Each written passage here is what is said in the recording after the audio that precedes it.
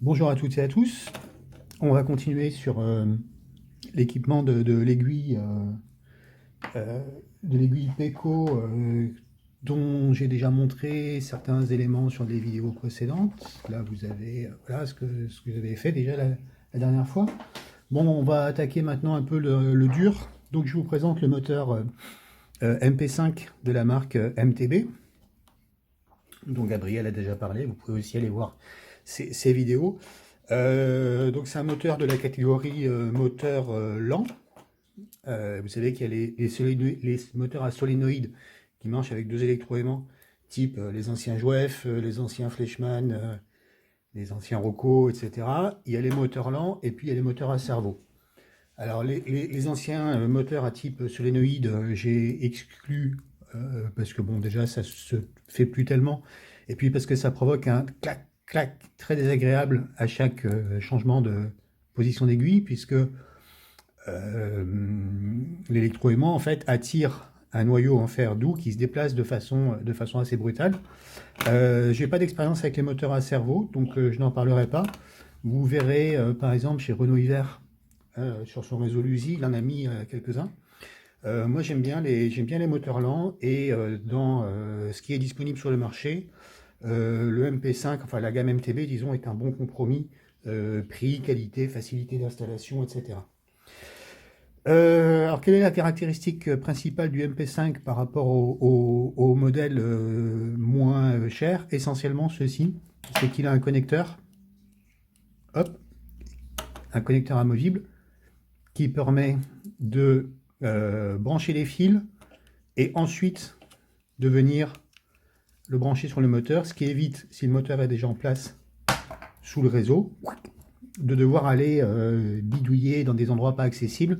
Là c'est facile, on peut brancher les fils quasiment sur la table, hein, ou à l'établi, et puis ensuite on vient faire le branchement. Alors là, en plus il y a un détrompeur, donc pas de problème. Ici ça rentre pas, ça rentre très difficilement. Là il suffit de le mettre en place et d'appuyer un tout petit peu et ça rentre, donc on peut pas se tromper. Alors dans les fonctions principales qu'on a, ce qui est ici intéressant, c'est que on a deux contacts auxiliaires, un ici et un là. Vous voyez assez. Voilà. Je suis désolé pour l'éclairage un peu jaune, mais ma lampe de bureau fait une lumière jaune et j'ai pas encore changé. Donc deux contacts auxiliaires qui peuvent permettre de commander, par exemple, l'alimentation d'une pointe de cœur, l'alimentation du cœur de l'aiguille, ou bon, avec le premier par exemple, et puis avec le deuxième on peut commander un signal ou bien par exemple une LED sur un tableau de commande. Dans ce qu'on va faire ici, on va utiliser donc l'auxiliaire 1 pour la pointe de cœur de l'aiguille, mais si vous utilisez plus tard la topologie Mute Junction, cette question est réglée directement par le système de Mute Junction, donc vous n'aurez pas besoin d'utiliser les auxiliaires. Vous pourrez les garder pour un autre usage, pour un effet sur le réseau lié à l'ouverture de l'aiguille. Ici, on a le COM, donc le commun, position 1, position 2, qui est ce qu'on utilise pour le branchement à 3 fils. Je surveille en même temps parce qu'il y a des chats qui me font des conneries tout autour. C'est bien la peine que je me fasse suer à ranger le bureau si c'est pour qu'ils m'en mettent le bordel derrière. Donc on va faire, c'est ce qu'on va utiliser ici. On va utiliser donc la commande à 3 fils, comme on a connu sur, bien justement, sur les moteurs à solénoïde anciens par exemple. Sur le Märklin de mon père c'était ça, et sur mon premier Joef c'était ça aussi. Et on a ici aussi un autre type de commande qui est un système de commande à 2 fils à la inversion de polarité. Donc là, pour ça, on utilisera ici, on doit utiliser forcément un courant continu puisqu'on inverse la polarité. Dans un courant alternatif, la polarité s'inverse 50 fois par seconde si c'est du courant 50 Hz, ce qui sort de la prise. Donc on ne va pas utiliser ces trois contacts-là, on va faire un branchement à 3 fils classique, puisque c'est ce qui sera aussi utilisé dans la technologie, dans la topologie Mute Junction, et c'est ce qui est, à vrai dire, le plus courant. Donc voilà, alors donc j'enlève le connecteur, ça je vous en ai, il rentre plus facilement qu'il sort. Je vous en ai déjà parlé. Je crois que je vais foutre les chats dehors si ça continue. Et donc ce qu'on va faire, celui-ci n'a encore jamais été utilisé, je crois que je l'ai juste gardé en réserve, c'est qu'on va le préparer pour pouvoir l'installer sur le réseau. Alors ici vous avez donc le chariot translateur dans lequel passera ici une tige qui ira commander, les lames de l'aiguille. Et on va préparer ça pour pouvoir l'installer sous le réseau. Alors, première chose à faire, c'est que ces moteurs arrivent par défaut avec un déplacement de 6 mm. Or, sur les aiguilles Peco en HO, le déplacement est de l'ordre de, je crois, 1,5 mm. Donc, on va raccourcir le déplacement. Alors, pour raccourcir le déplacement, c'est pas compliqué. On démonte soigneusement les deux petites vis cruciformes qui sont placées en dessous du moteur. Soigneusement, hein.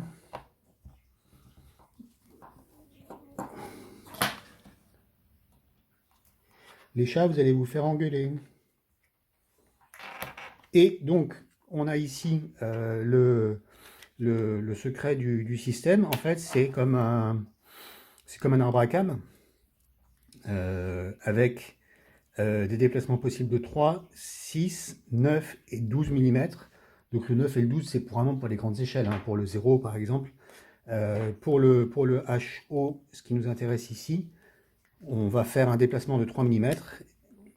Et pour ça, je sors tout doucement le petit tenon qui est là, avec une pince, hein, et pas avec un tournevis comme le font certains barbares que je ne citerai pas, mais qui construisent des grands réseaux Est.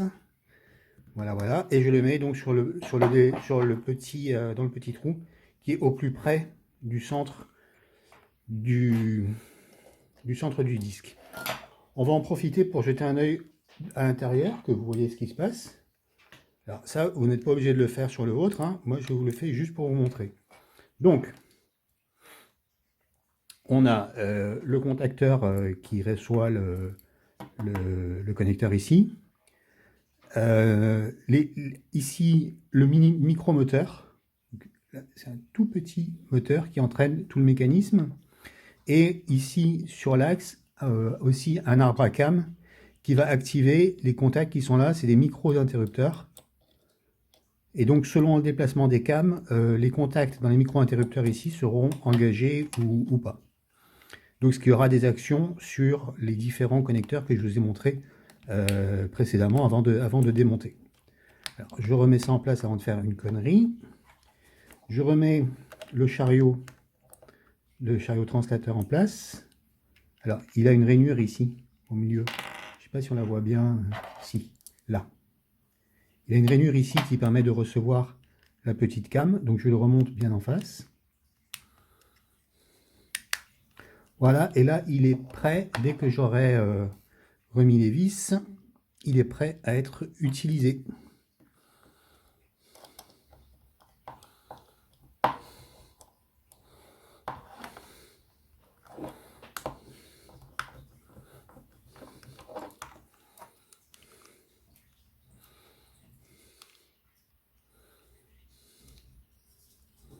Alors, pourtant j'ai pas des gros doigts, mais les vis sont vraiment très petites.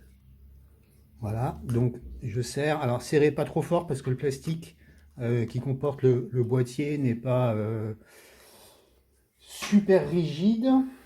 Et donc si on serre trop fort, on risque de le déformer, de bloquer le fonctionnement du moteur. Donc ce qu'on va faire, comme vous l'avez vu, on a déjà branché nos rails. On amènera donc, outre le branchement du moteur pour son fonctionnement lui-même, on amènera ici le rouge, donc le rail droit, ici le noir, et selon la position, non pardon, le rouge et le noir, ici, Julien Sorel si tu nous entends, Bonjour. Et donc ici, on aura le commun, enfin le commun, celui qui repartira vers la pointe de cœur, qui chez moi est le bleu.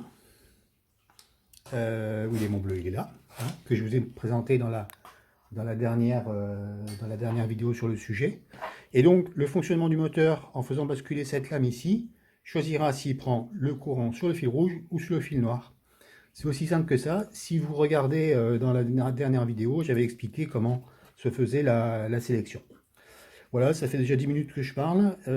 J'ai envie d'arrêter là parce que je ne vais pas faire le branchement aujourd'hui. Mais ça vous donne une petite présentation du moteur. Alors on trouve aussi le MP1, je crois, ou le MP3, je ne sais plus, non MP1, qui lui n'a pas ce connecteur-là, ce connecteur amovible, mais qui est un petit peu moins cher. Moi je trouve que la plus-value du connecteur amovible est quand même pas mal. Ça évite d'aller se contorsionner. Je suis encore un peu souple, mais je vais peut-être pas forcément le rester très très longtemps, donc il faut prévoir. Le modéliste ferroviaire en France étant un bonhomme âgé, on va être un peu prévoyant. Voilà, voilà. À bientôt pour la suite. Portez-vous bien. Faites du train. Ciao, ciao.